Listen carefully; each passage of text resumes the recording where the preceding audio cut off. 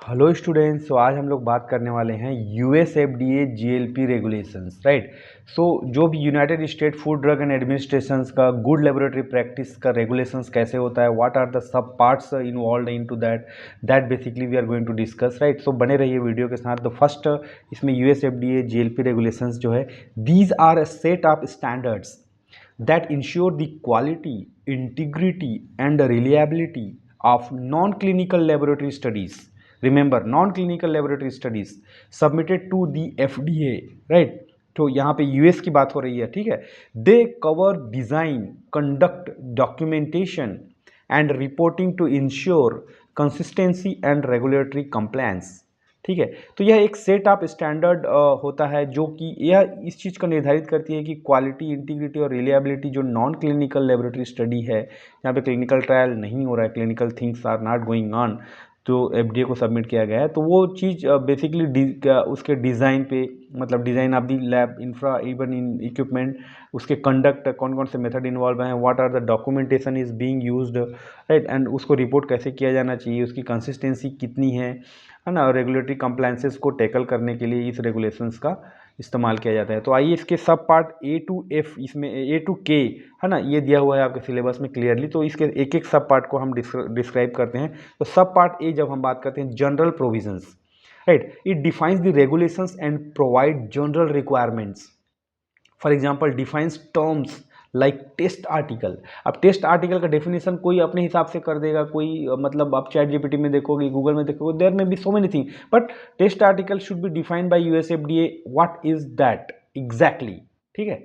उसके बाद सब पार्ट बी बोलता है ऑर्गेनाइजेशन एंड पर्सनल, ठीक है। It describe the responsibilities of the study director, quality assurance unit and other personals, ठीक है। उनकी जो क्या क्या जिम्मेदारियां होने वाली हैं स्टडी डायरेक्टर की, यूनिट की, और उसमें जो जो भी बंदे काम कर रहे हैं उनकी जिम्मेदारियों के बारे में इसमें बताया गया है।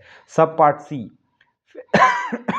इसमें फैसिलिटीज़ के बारे में बताया गया है। इसी स्पेसिफाइज रिक्वायरमेंट्स लाइक स्पेस, जगह, इक्विपमेंट, मशीनें, सेफ्टी, राइट, उनकी सेफ्टी कैसे होनी चाहिए, ठीक है, जो बंदे काम कर रहे हैं उनकी सेफ्टी कैसे होनी चाहिए वगैरह।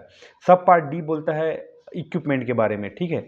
तो इक्विपमेंट मतलब जैसे कि फॉर एग्जांपल इसमें हम देख सकते हैं maintenance, calibration and functioning of laboratory equipment, like for example any instrument is validated or not, like HPLC है, HPTLC है, GCMS है, LCMS है ना, एक्सरे मशीन है, MRI है, जो भी है, मतलब उसमें तो वो जो मतलब कैलिब्रेट हो रहा है कि नहीं, सही तरीके से वैलिडेशन हो रहा है, उसकी जो कार्य क्षमता है उसकी समय समय पर चेक होना बहुत ज़रूरी है। उन चीज़ों के बारे में सब पार्ट डी में दिया गया है।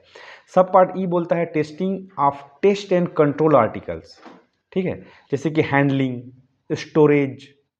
अब कोई कार्सिनोजेनिक केमिकल है, कोई ड्रग है, उसकी टेम्परेचर, उसकी हाइग्रोस्कोपिसिटी हो सकता है, उसकी मतलब उसकी सेंसिटिविटी को जानना चाहिए, कहाँ पे स्टोर करना चाहिए, what should be the temperature, what should be the pH, what should be the humidity, and documentation of two substances being tested, right, like batch of new drug अगर हुआ है तो उसका मतलब सही तरीके से किया जाना चाहिए, ये दिया है सब पार्ट ई में।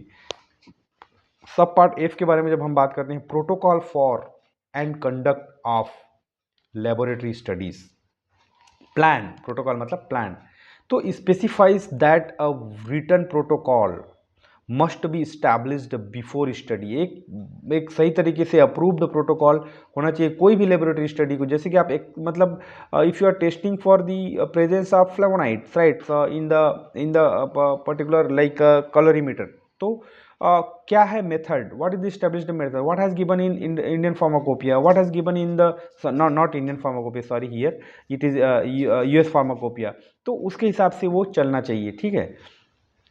सब part G, records and reports, it requires all raw data records and final reports to be maintain. ये जी में दिया हुआ है कि किस तरह से रिकॉर्ड और रिपोर्ट को संभाल के रखा जाना चाहिए, मेंटेन करना चाहिए, कितने साल तक उसको सेव करके सिस्टम में रखना पड़ेगा, और कब ऑडिट होगा और कब तुम उसको डिलीट कर सकेंगे वगैरह, ठीक है।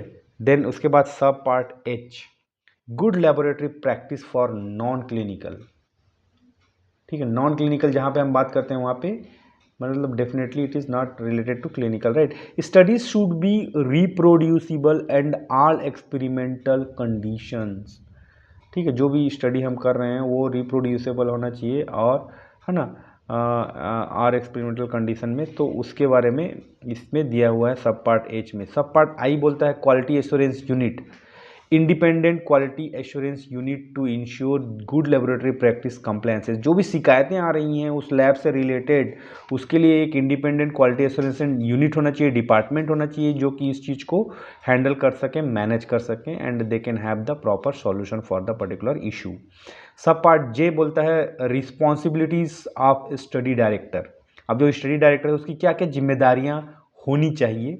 Describe all the control role, all the central role of the study director, right. उसको क्या करना चाहिए, किन किन चीज़ों को ध्यान देना चाहिए, how to it should be training has to be there, how the data has to be maintain. मतलब उसकी क्या वो किन किन चीज़ों पे ध्यान देगा। ऐसा नहीं कि मतलब entire department is in under his control, right. Sub part के डिसक्वालिफिकेशन ऑफ टेस्टिंग फैसिलिटीज़, बहुत डेंजर रहता है ये, है ना। Specifies the process of disqualifying facilities from conducting studies. अगर किन किन चीज़ों को वो करने में असक्षम रहा लैब और तो उसको डिसक्वालीफाई कर दिया जाएगा कि they are not able to maintain the quality safety and efficacy parameter of the laboratory equipments and the data production and the जो भी है sterilization, infrastructure, space, equipment, facility, personnels, report, record, सारी चीज़ों में। तो उस किन किन कंडीशन में उसको डिस्क्वालीफाई किया जाएगा टेस्टिंग फैसिलिटीज़ को, वो that has to be there in that. तो ये यूएसएफडीए जीएलपी रेगुलेशंस के कुछ इंपॉर्टेंट सब पार्ट्स हैं जो कि ए टू के आपको याद रहना चाहिए कि सब पार्ट एफ क्या बोलता है, सब पार्ट जी क्या है, जैसे रिकॉर्ड्स एंड रिपोर्ट्स, राइट।